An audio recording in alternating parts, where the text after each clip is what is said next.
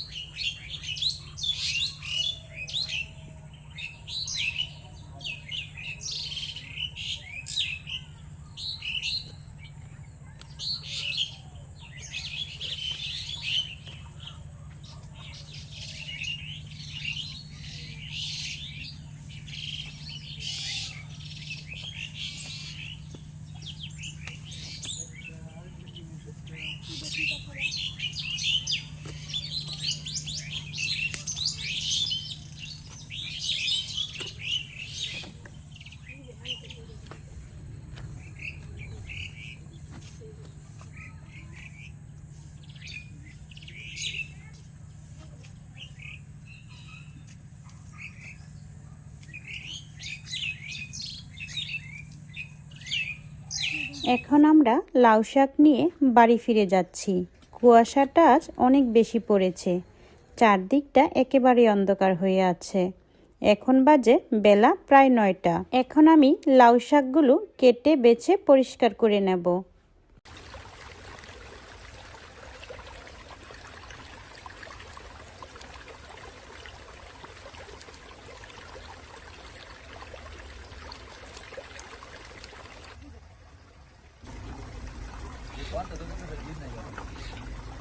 এদিকে আবার সুমা ভাবি কচুরলতি বেছে নিচ্ছে। আজ আমি চিংড়ি মাছ দিয়ে টাটকা টাটকা লাউ শাক রান্না করব, আর কচুরলতি দিয়ে মুরগির মাংস রান্না করব।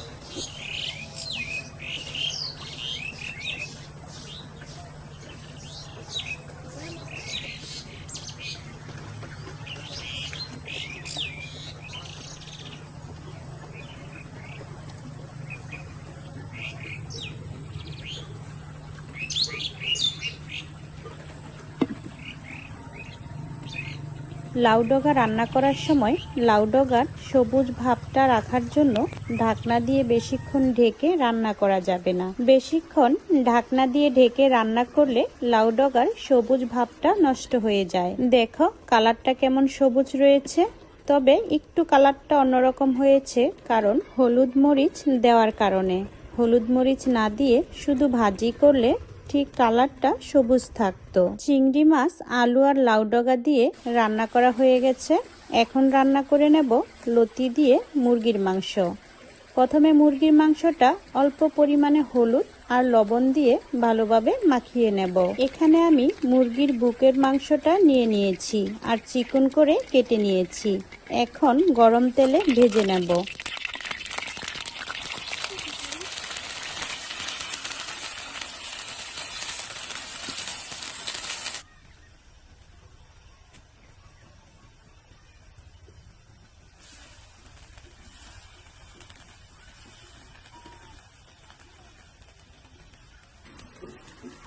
মাংসগুলো যখন ভাজা হয়ে গেছে তখন দিয়ে দিচ্ছি পেঁয়াজ কুচি। পেঁয়াজ কুচিটাও নেড়েচেড়ে মাংসের সাথে কিছুক্ষণ ভেজে নেব।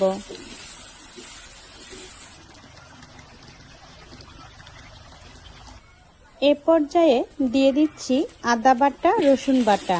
আদা রসুনটাও কিছুক্ষণ তেলে ভেজে নেব যাতে করে কাঁচা গন্ধটা চলে যায়। তারপর অল্প পরিমাণে পানি দিয়ে গুঁড়া মশলা দিয়ে দিচ্ছি। দিয়ে দিলাম হলুদ, মরিচ, ধনিয়া আর জিরার গুঁড়া আর পরিমাণ মতো লবণ। তারপর আবারও নেড়েচেড়ে মশলাটা কিছুক্ষণ কষিয়ে নেব।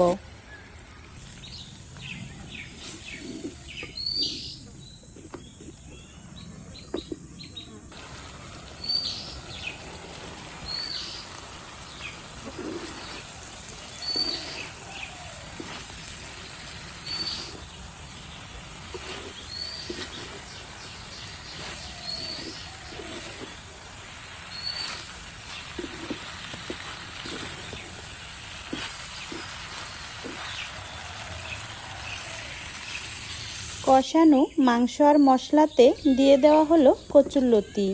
তারপর ভালোভাবে নেড়েচেড়ে অল্প পরিমাণে পানি দিয়ে ঢাকনা দিয়ে ঢেকে দিয়েছি।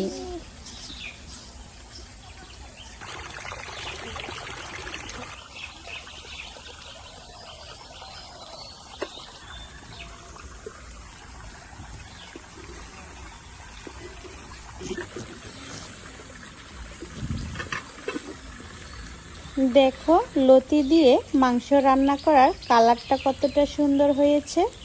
এভাবে লতি আর মাংস দিয়ে রান্না করলে খেতেও কিন্তু বেশ মজা হয়। গ্রামীণ টাটকা টাটকা সবজি দিয়ে এই দুটো রান্নাই কিন্তু খেতে ভীষণ মজা ছিল। আর তোমাদের কাছে রান্নাটা কেমন লেগেছে কমেন্টসে বলে যেও। সবাই ভালো থেকো, সুস্থ থেকো। আল্লাহ হাফেজ।